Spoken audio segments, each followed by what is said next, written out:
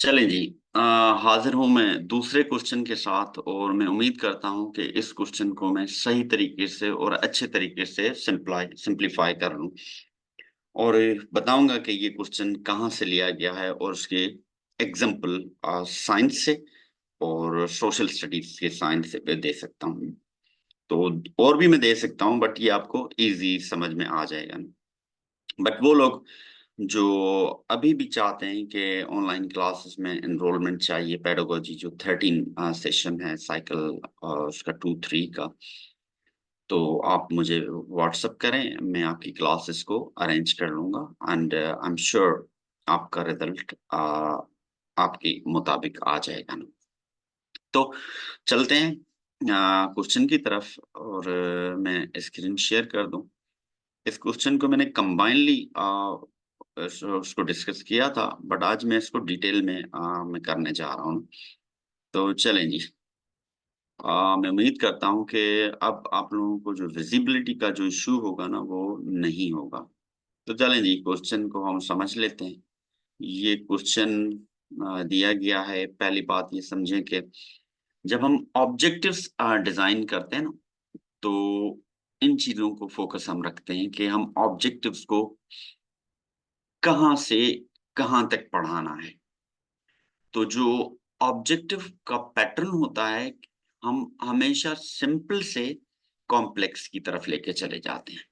अब मैं आपको वाजे कर दूं, मैं यहाँ पर करिकुलम डिजाइनिंग की बात नहीं कर रहा हूँ, मैं यहाँ पर कॉन्सेप्ट्स की बात कर रहा हूँ कि कोई भी टॉपिक आप पढ़ाएंगी या पढ़ाएंगे तो हमेशा आप आसान से लेकर मुश्किल लेवल तक लेके चले जाएंगे, बेसिक से लेकर आगे वाली लेवल तक चले जाएंगे।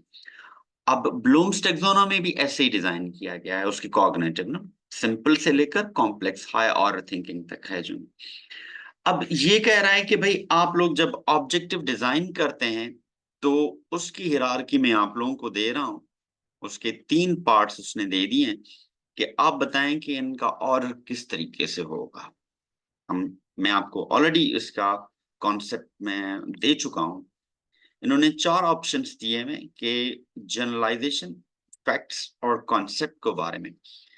तो आपने क्या बताना है कि इनमें से सीक्वेंस कौन सा ठीक रहेगा। सही है। तो चले मैं आप लोगों को पहले तीनों चीजों के बारे में मैं बताता हूं कि भाई ये तीनों चीजें हैं क्या। पहली बात तो जनरलाइजेशन नंबर 1 हम पहले डिस्कस कर लेते हैं, ऑप्शन पे नहीं जाते हैं। एक ब्रॉडर कॉन्सेप्ट होता है, किसी भी यूनिट या कंटेंट का ब्रॉडर कॉन्सेप्ट होता है और उसमें बहुत सारे कॉन्सेप्ट भी आप कह सकते हैं कि वो मिल जाते हैं ना। कैसे? देख, फिर उसमें से हम चूज करते हैं एक सिंगल कॉन्सेप्ट को, ठीक है ना। उसको फिर हम लेके चलते हैं ना। मल्टीपल कॉन्सेप्ट्स हो गए जनरलाइजेशन में, फिर हमने उसमें से क्या किया, एक कॉन्सेप्ट को लेके गए जो स्पेसिफिक हमने पढ़ाना है। फिर हम उसके फैक्ट्स की बात करेंगे, फिर हम उसको फैक्ट्स पे रीच कर जाएंगे, ठीक है। तो सीक्वेंस हमारा जो बनता है, पहली ये बात आप याद रख लें। नंबर 1, हम हमेशा बेसिक से पढ़ाते हैं जनरलाइजेशन, पहले एक हम आइडियाज कंसीव कर लेते हैं।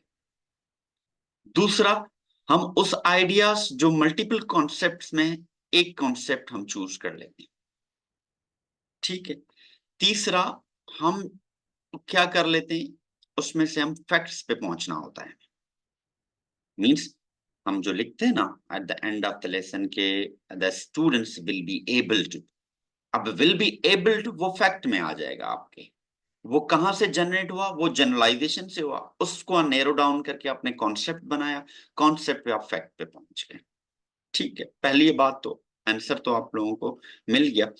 तो मैं आपको अब एग्जांपल देने जा रहा हूं ताकि आप मजीद जो है ना इस चीज को समझ सकें।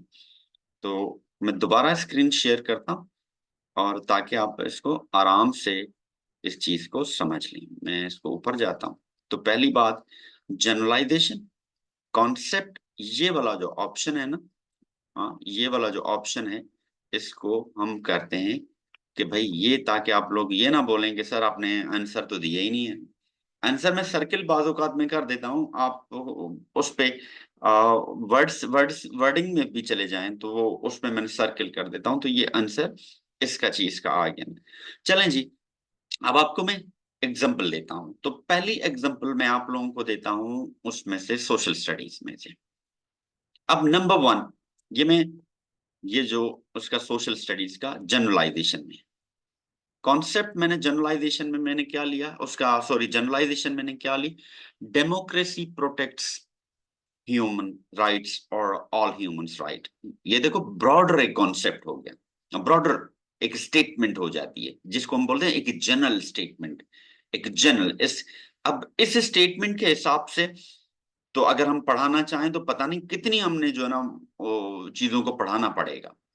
ठीक है, अब ह्यूमन राइट्स भी आ जाता है इसमें, तो हम इसको नैरो डाउन कर लेते हैं। हम में से इसमें से जो कॉन्सेप्ट लिया, जो सेकंड मैंने democracy protects the human rights generalization, number two इसमें मैंने कॉन्सेप्ट क्या पढ़ाना है, डेमोक्रेसी। क्लियर, उस स्टेटमेंट को मैंने नैरो डाउन कर लिया। अब इसमें से अगर मैं फैक्ट पे लेकर आ जाऊं तो the United states has is the democratic state और डेमोक्रेटिक कंट्री। अगर मैं बोलूं कि दुनिया में अगर कहीं पर भी डेमोक्रेसी है तो वो इंडिया में है। अब फैक्ट हो गया, दैट्स अ फैक्ट। मैंने कॉन्सेप्चुलाइजेशन क्या किया था कि डेमोक्रेसी जो प्रोटेक्ट करती है ह्यूमन राइट्स को, उसका कॉन्सेप्ट क्या पढ़ाना है, डेमोक्रेसी आपने पढ़ाना है। आपने उसको फैक्ट में क्या लेकर आ गए कि भाई डेमोक्रेसी अगर है दुनिया में कहीं तो वो इंडिया में है। एक तो ये चीजें आ गई, ठीक है। मैं इसको साइंस में लेकर आता हूं। अब साइंस में हम ये लेकर आते हैं कि भाई जो वाटर साइकिल के बारे में, वाटर साइकिल जो होती है जिसमें कि how water is rotating in different several form. तो ये क्योंकि जनरलाइजेशन हमारी स्टेटमेंट हो गई, ठीक है। अब रोटेशन और ये सारी चीजें तो मिल गई उसमें, इसमें से हमने कॉन्सेप्ट क्या उठा लिया, वाटर वाटर साइकिल, ये हमारा कॉन्सेप्ट हो गया।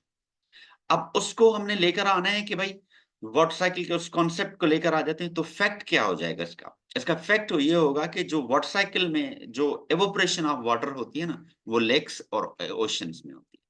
क्या ये फैक्ट है? That's a fact. The students will be able to understand that the पानी जो एवोपरेट करके जाता है वो कहाँ, लेक्स में से, ओशन में से, सीज में जाता है और जाके क्लाउड बनता है। यही वाटर साइकिल हो गया ना। तो ये कॉन्सेप्ट जब हम ऑब्जेक्टिव्स डिजाइन कर रहे होते हैं, ये किस डोमेन में से लिया होता है कि हमने ऑब्जेक्टिव कैसे डिजाइन करने होते हैं, ये प्रोफेशनल प्रैक्टिसेस है और प्रोफेशनल नॉलेज का क्वेश्चन है। तो आपने इस चीज को देख लेना है और अच्छे तरीके से देखना है, और मुझे यकीन है कि ये क्वेश्चन आपको समझ में आ गया होगा। अगर इससे रिलेटेड कोई क्वेश्चन है तो आप प्लीज इस वीडियो को मजीद शेयर करें, मैं कोशिश करके मैं आपको देता क्वेश्चन सब बैक टू बैक देता जाऊंगा। दुआ कीजिएगा और इंशाल्लाह बेस्ट ऑफ लक। मिलेंगे हम अगली इस वीडियो में, तब तक इजाजत दीजिए, अल्लाह हाफिज।